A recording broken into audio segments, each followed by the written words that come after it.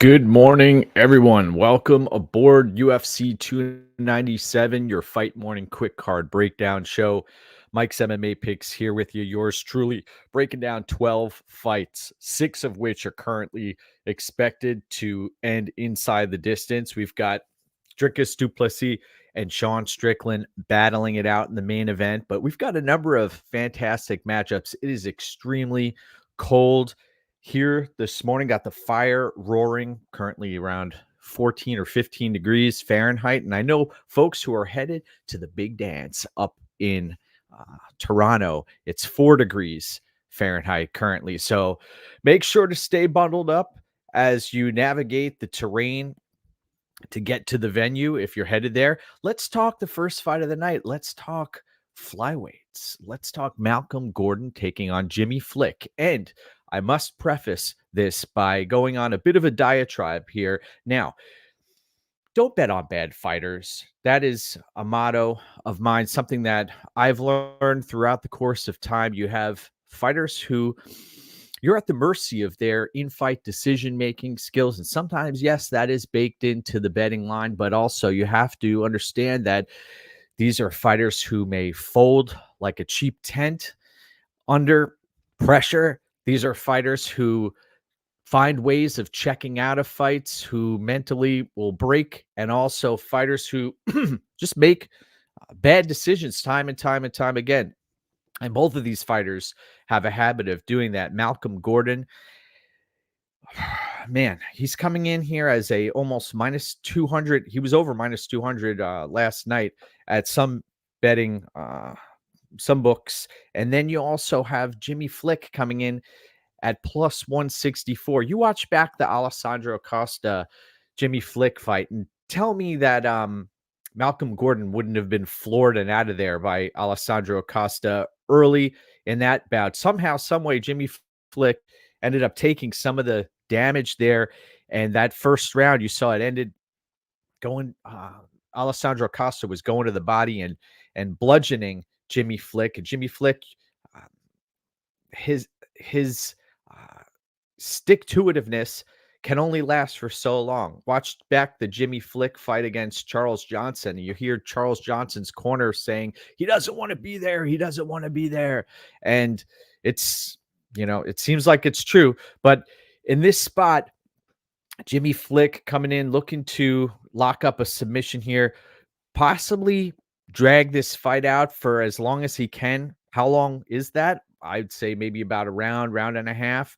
And then Malcolm Gordon, we've seen against Francisco Figueiredo, he will give up horrific positions. He will succumb to pressure. He will wilt. And Malcolm Gordon, he missed weight for this fight. You talk about a matchup that's been served on a silver platter for you, and Malcolm Gordon on home turf misses weight, and it's just a horrible look on both sides of the fight. So don't bet on bad fighters.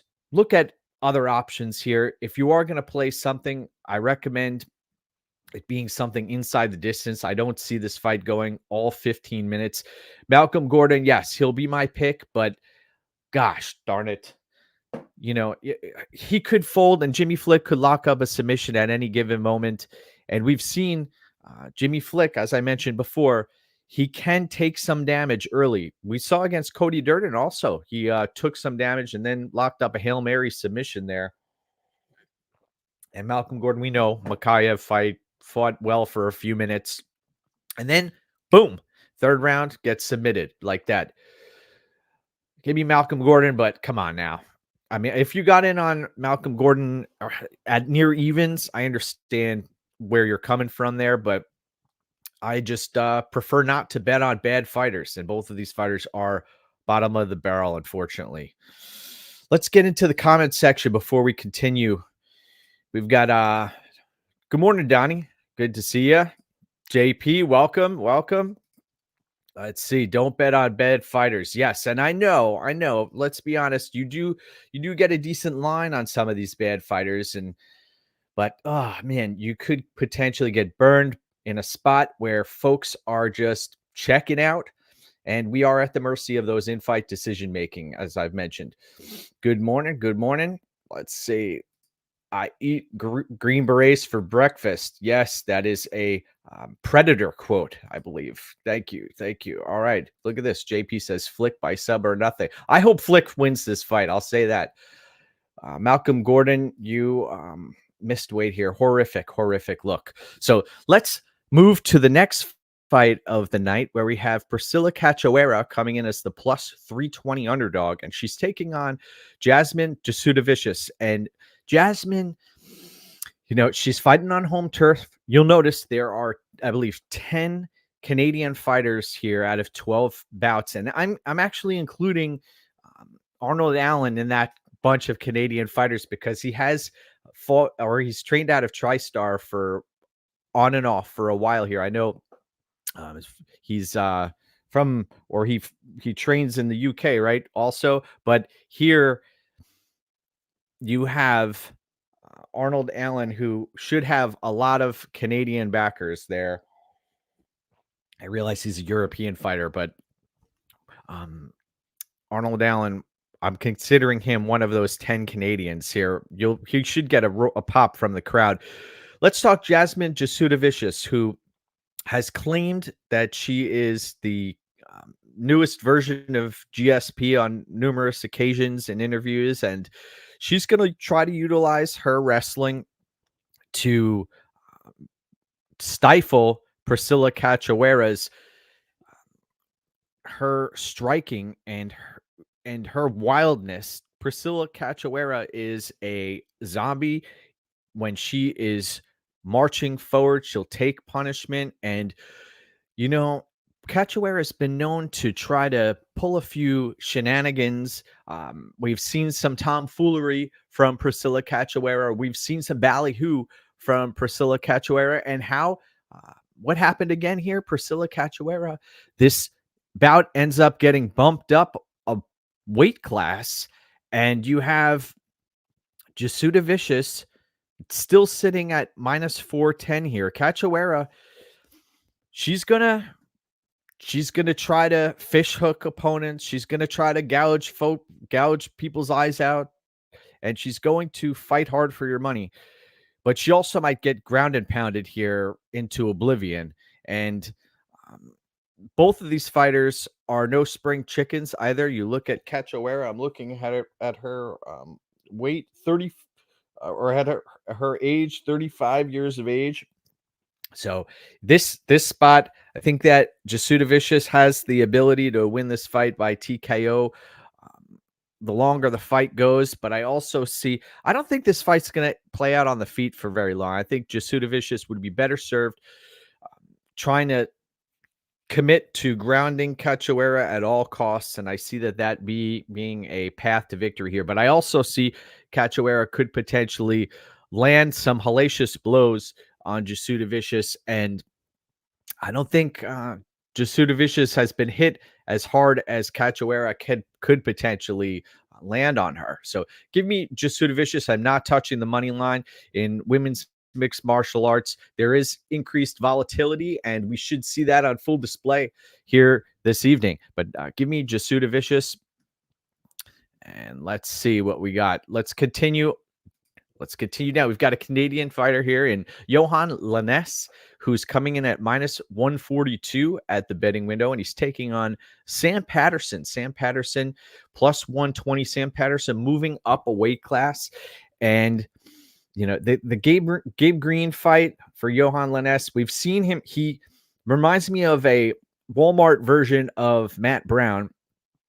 Matt Brown, if you want to go back and watch some highlight footage to get the blood flowing, watch some Matt Brown knockouts. By the way, I was hoping Matt Brown would end up matched up against Jim Miller, but Jim Miller gets Bobby Green for UFC 300. Fantastic fight there. So in this spot, you've got Johan Lainesse, who's taking on Sam Patterson. Patterson was brutally knocked out last time out. And I mean, wow, the lights were turned off, and you hate to see fighters take that much damage. And Patterson KO'd. Johan Lainesse, not the greatest gas tank. I know he's gone the distance in the past. He'll be at a grappling disadvantage here against Sam Patterson. Patterson has the potential to grind on Lainesse, but the issue is the striking defense for Sam Patterson's a major cause for concern. And he's massive, massive for the division, even though he's moving up a weight class, still going to be huge. And Lainesse chomping at the bit to end this fight, to finish this fight via hooks, possibly knees, utilizing his Muay Thai abilities. I'm leaning towards Lainesse. I prefer to play an under here, possibly under 2.5. If you search around at some books, you may find a decent number. I saw the minus 350s or so. I'm not a fan of parlaying, but if you are going to parlay something, I would look at the Gordon Flick under 2.5 and the Lainesse-Patterson bout to go under 2.5. But not a fan of parlaying anything. Haven't been a parlay guy since I began tracking bets 7 years ago. And Lainesse here, if he does get this done, it's likely by KO, TKO. So take a look at the Lainesse KO, TKO line. I'll be picking Johan Lainesse here, but as far as conviction goes, I think that the Canadian crowd's going to help him out big time. As far as staying locked in while he's there, and he could get caught, though. Could get caught. And once Lainesse is grounded, then you have something to worry about because he doesn't have a great get-up game and he doesn't have great submission defense. And Patterson, his strength of schedule, solid. You know what? I'm going to be picking Johan Lainesse here, but not with tremendous conviction. I think that the likelihood that this fight ends inside the distance is very, very high. Now, let's see. Donnie says he hoped Jim Miller finishes Bobby cheating green. Ooh. And JP says Patterson's durability might be improved moving up weight class, staying away as of now. Okay. Good morning, Mark. Welcome aboard. Let's talk the third fight of the evening. Or fourth fight of the evening, where we have Jillian Robertson coming in as the minus 298 betting favorite. And she's taking on Polyana-Viana, who's coming in at plus 240. I put out a free play, I believe it was a month or two ago, of Jillian Robertson at minus 142. So if you locked that in with me, solid good on you. And look how this line has been blown out. You'll notice with pay-per-views, as the fights get closer, even greater than fight nights, the pay-per-views, the steam will send these lines flying. And we got in at minus 142. Now, you look at how you want to target this fight. Jillian Robertson, if you target inside the distance, you're getting plus 100 currently. And if you want to attack by sub, I see plus 120. And I don't recommend, if there are multiple paths here, I could see Robertson winning TKO via TKO on top, because we know Viana likes to spend a lot of time on her back pulling guard in fights, and she'll throw up submission attempts. But I could see Robertson ending this fight via TKO. Most likely she gets it done via submission, but Viana could put herself in a position where she's getting beaten on. Now, Robertson, another Canadian fighter. I know she trains out of Florida, but with the dog shed folks. But Robertson has the ability to finish this fight, and likely will finish this fight.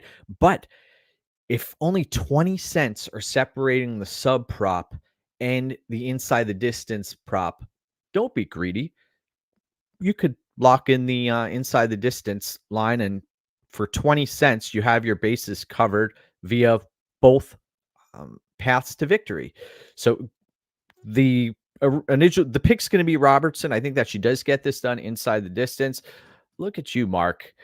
Round 2, round 3, plus 500, plus 800. Okay, so you're thinking this gets out of the first? It could potentially. And Viana, if she does win this fight, she can throw hands early, but I mean, I know she has a win over Amanda Hebus via TKO, but I don't necessarily consider her a striker. She's usually a guard puller who's going to try to attempt submissions. Now, So the pick's going to be Julian Robertson. And next up, we have a rematch of a fight: Sergey Sidey taking on Ramon Taveras. And this is a fight that we saw on the Contender Series. And what's strange about this bout is it's getting rebooked after you saw Sergey Sidey win via TKO, and perhaps there was a controversial stoppage. You saw Ramon Taveras get another shot at the Contender Series win via brutal knockout, and here he is. And Taveras, what does he do with this opportunity? He misses weight. That's what he does. Ramon Taveras misses weight, looked horrible on the scales, Ramon Taveras. And you have Sergey Sidey, who is the larger, longer fighter who looks more cut up. And you got to wonder, what has Taveras been doing in preparation for this bout? Came in at, I believe, 139 pounds or so. So massive weight miss, looked horrible on the scales. But I will say this: when Taveras is inside of the octagon, he's going to fight like a dog for you. He's going to get dirty in there. He's going to try to make the most of his God-given abilities, but there isn't much there when you consider the lack of a ground game and also his ability to get hit. He does take a lot of punishment, but he dishes it out as well. And he's another fighter who's a dog out there. And Taveras, if this fight gets extended, I think that he could potentially come alive. But at what cost, though? Because he struggled on the scales, and I think that could potentially have taken a lot out of him. And now another thing I have to mention here is the weight cuts in Canada. It's so darn cold up there right now that if you're in a sauna or a bathtub or you're cutting weight, sometimes that weight, I've heard other fighters say it in the past, that it's difficult to come off when you head up to these fights in the Great White North. You have to really pay attention to detail here, and Sidey appears to have done that. He's sitting at minus 180 right now. I think that he does get this done, and likely inside the distance. But if this fight gets extended, I wouldn't be surprised to see Taveras have some success here. I'll be picking Sergey Sidey to win this fight inside the distance. Let's see. Look at this. Circuit City for the win. All right. Good luck with that play. So the pick's going to be Sergey Sidey to win, and let's continue this journey. Now, this is a fight that I have invested in, and it's a fight that I am looking forward to. It's been on my fridge for a while. And you've got Charles Jourdain taking on Sean Woodson. Sean Woodson, very lanky fighter. He's going to have a massive reach advantage here. And you saw he's got a big-time height advantage also in this matchup. And he made weight. Both of these fighters made weight. You saw the icy stare down. And it's going to come down to Charles Jourdain and his willingness to close distance against Sean Woodson, because the path to victory for Woodson is there. If he stays at range and sticks and moves, he has a path to victory, no doubt. This line opened and was hovering at minus 115 on a side of pick 'em basically for the first day or two of the line opening. And we got in on Charles Jourdain at minus 115 for risking 2 units. Here you see the line has moved to minus 205 for Charles Jourdain. Charles Jourdain has a submission threat. He also he may struggle getting this fight to the mat, and I believe his takedown accuracy is only 16%. Takedown defense is very, very low as well. And both of these fighters are not necessarily ground fighters. Sean Woodson, I think he had 4 takedowns against Bazookia last time out, and Dennis Bazookia took that fight on short notice. Sean Woodson is a dangerous fighter, and he has the ability to win fights. We saw, I believe, he took out Terrence McKinney on the Contender Series.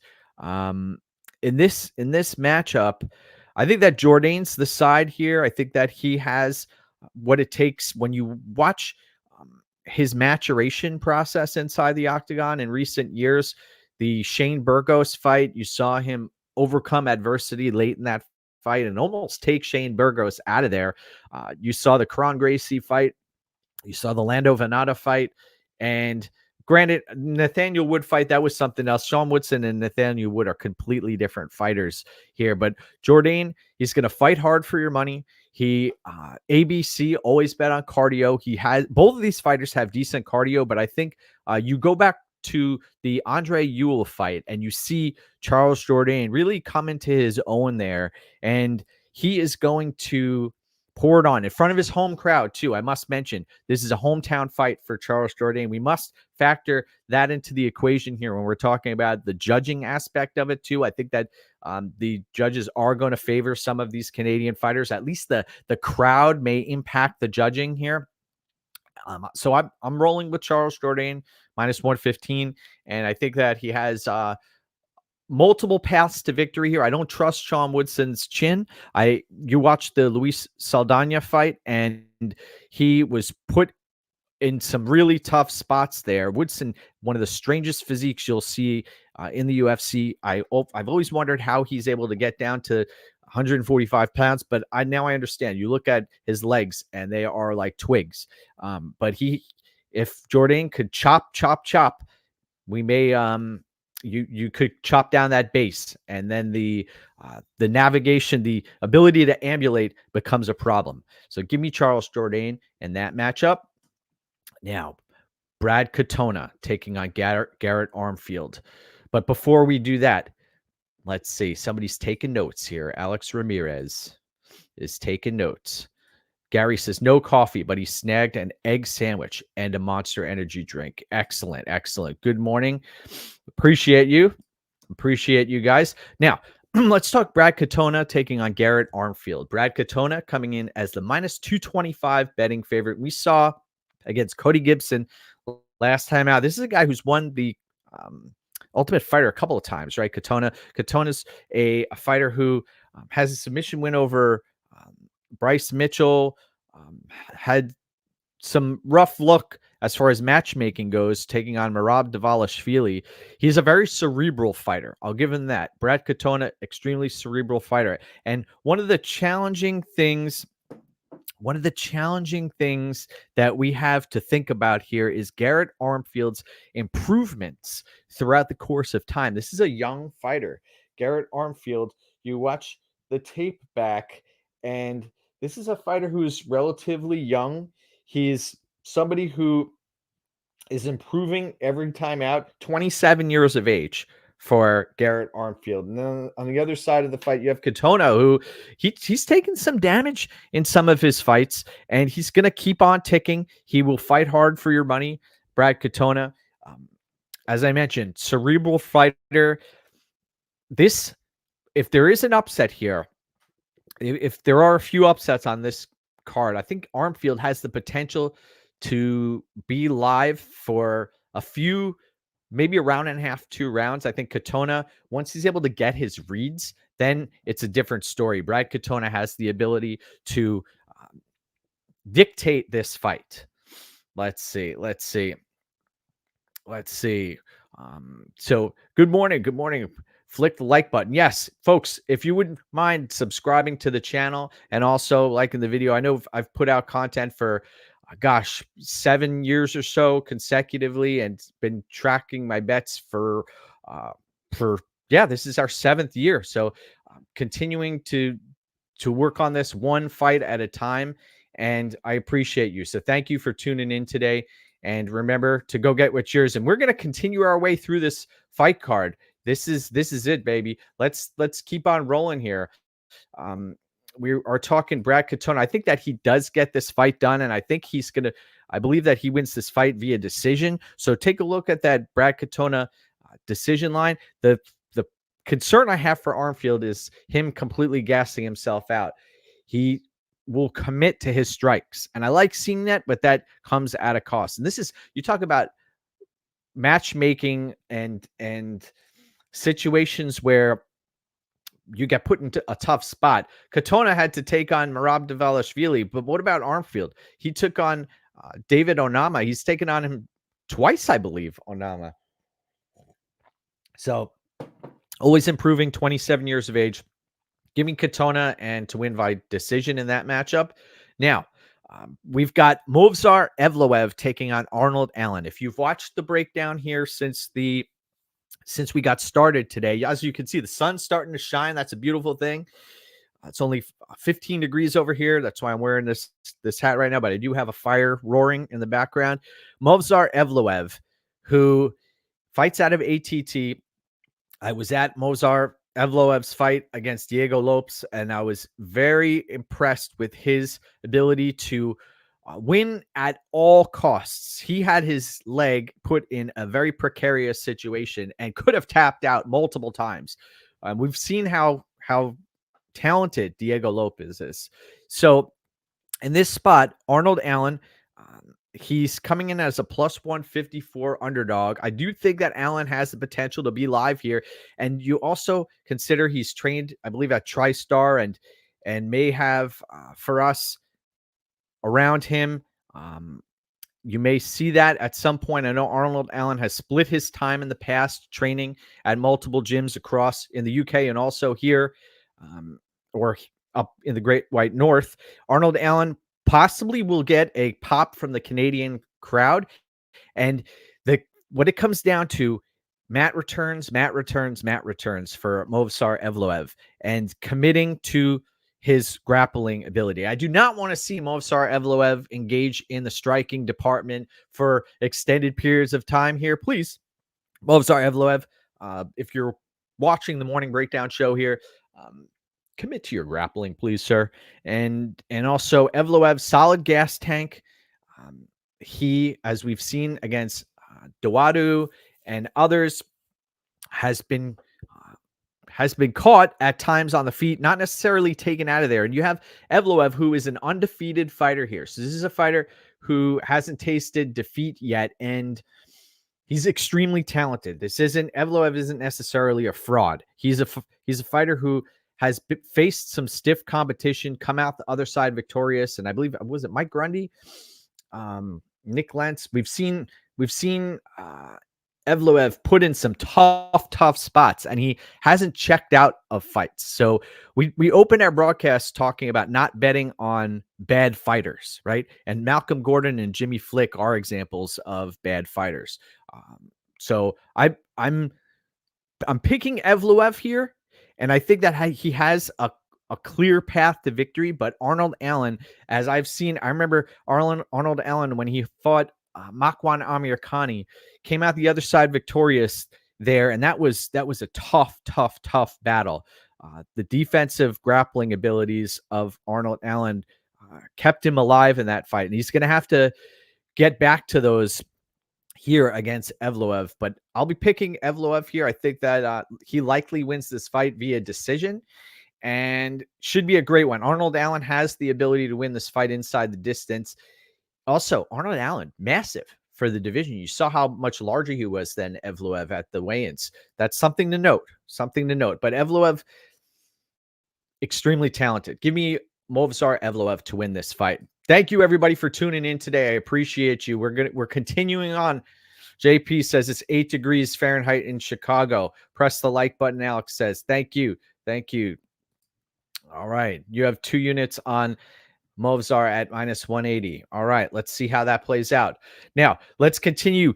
We've got Chris Curtis taking on Marc-Andre Barriault. Marc-Andre Barriault, the Canadian fighter. This is a theme here. 10 out of the 12 fights on this card consist of Canadian fighters if you count Arnold Allen. Barriault plus 150 at the betting window, and he's taking on a Chris Curtis, who is another fighter who he doesn't check out of fights. Granted, the Nassourdine Imavov fight, there's some speculation that he may have checked out of that fight. There was an eye injury. He was getting pieced up in that bout, and Curtis, he can be a bit of a head case at times. When you watch him fight, he's an emotional fighter, and this is his 41st pro fight. So it's amazing how when you watch Curtis fight, he seems to get into his own head, and I like his bobbing and weaving. His striking defense is a testament to his longevity in this profession. Chris Curtis he can bang, man, at this weight class. He's not going to win on volume, but he will likely win on picking his spots and picking his shots. And Chris Curtis, I think that his defensive prowess is going to lend itself to landing on Marc-Andre Barriault. But Barriault's a fighter who's going to, they call him the power bar for a reason. He's going to march forward. He's going to outlast opponents and come out the other side victorious in many cases. But here, this is a closely lined fight. If Chris Curtis has his head screwed on properly and is in this fight from the get-go, doesn't get overwhelmed, then I think that he's going to come out the other side. And he has the ability to turn the tide in fights. We saw against Kelvin Gastelum, he was getting picked apart early, and then he turned the tide. And I believe his striking accuracy, it may only take one or two strikes to change the complexion of this bout. So give me Chris Curtis here, but Marc-Andre Barriault has the ability to come back in fights too. Both of these fighters have the ability to come back. I want to see who comes out of the gates early, and we may be presented with a live betting opportunity. So keep an eye on how this fight is unfolding. Next up, we've got not Nike Malott, it's Mike Malott taking on Neil-Magny. Mike Malott coming in as minus 380 at the betting window, and he's taking on Neil-Magny, who is plus 300. What's really fascinating about Neil-Magny, man, he's had some tough matchups, man. He's had his leg chewed up time and time again. Neil-Magny, watch back the Ponzinibbio fight. That was, oh my goodness gracious, as I like to say. That was about where got his leg chopped off. You watch his fight against Gilbert Burns, just overwhelmed from a physicality standpoint. The heart is there for Neil-Magny. And I think that the loss to Ian Gary, that unfortunately was a humiliating loss. He may have questioned himself and the continuance of his career here in mixed martial arts. And he's taking on a Mike Malott, who another hometown Canadian fighter. But I don't trust Mike Malott. I got to be honest. I don't trust him. And you look at the price here, minus 380. That is a wide line as far as I'm concerned. I know that this is, it looks like a smash spot for Mike Malott. But the longer this fight goes, if Neil-Magny is still alive in the second round, midway through the second round, I think that he has a shot here. But the physicality, and one thing I'll say is Mike Malott's a bit of a marksman. He has been very successful, 10-1-1 overall fighter. And I know he spent a lot of time at Team Alpha Male throughout the years. And I believe he was a coach over there at one point.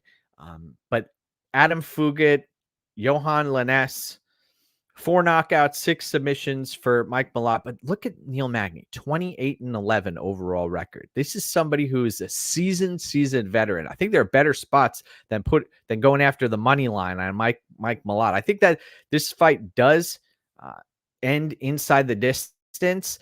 I could see Mike Malott coming out here trying to empty his clip, which is the right thing. He should do this. And we talk about fighters who empty their clip.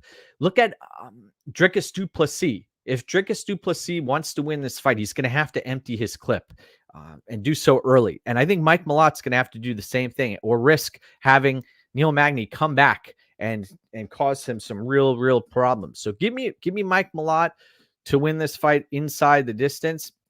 Oh, Adidas Magny, Nike versus Adidas. Yes. Let's see. Good morning, Loner. I appreciate you. Let's see. Malott is a shorter price than what Ian Gary was. That's just wrong. Yeah, it is wild. It is wild. So let's see what we got here. Let's go to the co-main event of the evening, and it's amazing. You've got Mayra Bueno Silva taking on Raquel Pennington in a weight class that Amanda Nunes leaves the weight class, right? And now it's a free for all. And somehow, some way, Raquel Pennington is vying for a title, and she could potentially win this fight. Let's be honest. Mayra Bueno Silva is not necessarily battle tested, and go back and watch what Amanda Nunes did to Raquel Pennington. You want to talk about beatings of a lifetime? Raquel Pennington took it, and I believe she was upset with her corner for stopping the fight at one point, or that was just a brutal, brutal, brutal beating. You watch back the fights, and Raquel Pennington, yes, she's a plodding fighter, and she's a fighter who's going to push you up against the fence, and there's going to be a lot of cage pushing. Raquel Pennington, she's a plodding fighter. She's someone who relies on outlasting opponents. And man, you watch Mayra Bueno Silva, and she's popped in the past, right? People were getting on her case about popping for ADHD meds. And you watch back the Amanda Nunes loss for Raquel Pennington. That was back in 2018. So a lot has happened since then. The frustration during the Holly Holm fight, it shows you that Holly Holm is a striker at heart who has changed her ways. And Holly Holm, was able to frustrate Raquel Pennington. And I don't consider Raquel Pennington an elite fighter here. Mayra Bueno Silva has more paths to victory in this fight. She has, I think, worse cardio than Raquel Pennington. I also question the durability of Mayra Bueno Silva. I don't trust her gas tank. I think that the submission threat may be an option here for Mayra Bueno Silva. We saw her lock up, I believe, a ninja choke, standing ninja choke against the cage on Holly Holm, and somehow Holly Holm may main event another UFC in the near future. But in this spot, I'm going to be picking Mayra Bueno Silva, but I'm not touching it from a betting line. From a betting perspective, I think that Pennington, she's tested, battle tested. She can go 5 rounds. We've seen her against Amanda Nunes get bludgeoned, beaten, bloodied, and still hang in the fight. Mayra Bueno Silva maybe coming into her own. You look at 35 years old for Raquel Pennington, 15-8 overall record. Why is this a title fight? Come on. I think that the UFC they had better options available here. They could have eliminated the weight class. Cyborg could be fighting if they brought her back into the fray. And you have, man, are we going to try and get Aspen Ladd back in here? Oh my gosh, this division is a complete mess. I hate going on diatribes like this, but give me Mayra Bueno Silva with some trepidation. But Raquel Pennington is live. And could you imagine a world where Raquel Pennington is champion? She's not nearly as talented as other fighters in the weight class, but her toughness and durability, maybe that's why they call her Rocky, right? So we could be living in a world where Raquel Pennington is a champion. And you see money's coming in on Pennington late, and I see why. It's because Silva is untested. She's battle tested. The grind is going to be real. And this is, unfortunately, one of the worst title fights on paper in UFC history. I agree with that. Thank God they gave us a main event. By the way, let's talk main event. By the way, thank you for tuning in. Thank you for liking the video and subscribing to the channel. We're breaking these fights down, and let's talk main event. So we had the animosity. We had Sean Strickland we have Sean Strickland taking on Dricus DuPlessis. And this is one of the most fascinating main events we've seen in quite some time, because out steps Israel Adesanya, and it did look like he kind of checked out of that fight. If you go skill for skill with Sean Strickland versus Adesanya is the much more highly skilled fighter, but Sean Strickland will not go away. He's He's not necessarily a jack of all trades. He is a master of one. Sean Strickland, he throws those straight 1-2s. He rolls with some of his punches. He habitually marches forward, Sean Strickland, and he's extremely durable. I know folks get on his case for the Alex Pereira loss, but you watch back the Brendan Allen fight, and the wrestling path to wrestling was there against Alex Pereira. If I wonder, actually, he said that he wouldn't wrestle if he had the opportunity to again, which is wild to me. Sean Strickland, he's stubborn in a lot of ways, and he's taking on DuPlessis, who he's climbed this ladder, man. It seems like this is the day, this is the moment for him, right? But the problem is, life isn't always fair. And DuPlessis, although this line has closed dramatically, I was tempted on DuPlessis when he was sitting at plus 132, and then we saw things take a turn. We saw that press conference, and Sean Strickland lost his cool. DuPlessis was able to inject some vitriol. Both of these fighters going back and forth, and Sean Strickland took this extremely personally. And the lead up to this fight, you saw a little bit of a difference in physique for Sean Strickland. He seems to be carrying a bit more muscle. Looked like he put in a massive weight cut for this bout too. DuPlessis, you watch the weigh-ins. Both of these fighters came in, look ready to go. DuPlessis, much more energy, much more energetic on the scales. And I think that this may become a war of attrition, this bout. Now, you watched back that press conference, you watched the change in demeanor, and both of these fighters now have a little bit of a more amicable approach here. Not the vitriol that we saw initially. It seems like there was a side that was brought out of Sean Strickland here, and I think this fight is a toss-up, folks. I think that DuPlessis has the path to victory early. So if you get on DuPlessis round 1 or round 2, that's an option. I also am eyeing up the under 3.5 at minus 185. I think that is a play that has the potential to cash for you. And if DuPlessis comes in with a game plan where he's going to stick and move and drag this fight out, I think then he's in trouble. He's got to be the marauder that brought him to where he is now. DuPlessis has to come out here and force the issue and pressure Sean Strickland from the opening bell until the fight ends. If he does not do that, Sean Strickland has multiple paths to victory. Sean Strickland could come out the other side and win this fight via TKO late. Sean Strickland could win this fight via decision, striking, using his head movement, but everything here is dependent upon DuPlessis' initial approach to this bout. If he strays away what got him to the show, and we've seen many, many fighters do this in the past, where they will get away from what got them to the big dance, then he could potentially come up short. The other thing I have to mention, DuPlessis, when he's so aggressive, he does put himself in precarious situations. He'll put his chin on a platter. No one's in the UFC has been able to put him out, though. So Strickland, not necessarily a power puncher.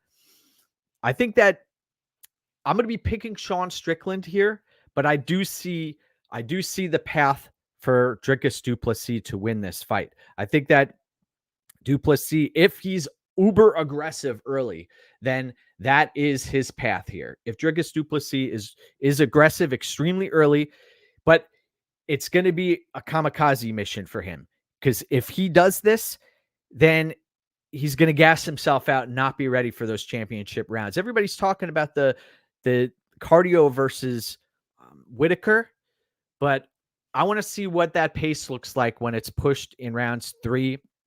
If it gets there, or even potentially round 4. Strickland, much better cardio, much better composure inside of the octagon. And I think that that is going to pay dividends the longer this fight goes. So give me Sean Strickland here. And I could see him winning this fight inside the distance. I like the under 3.5.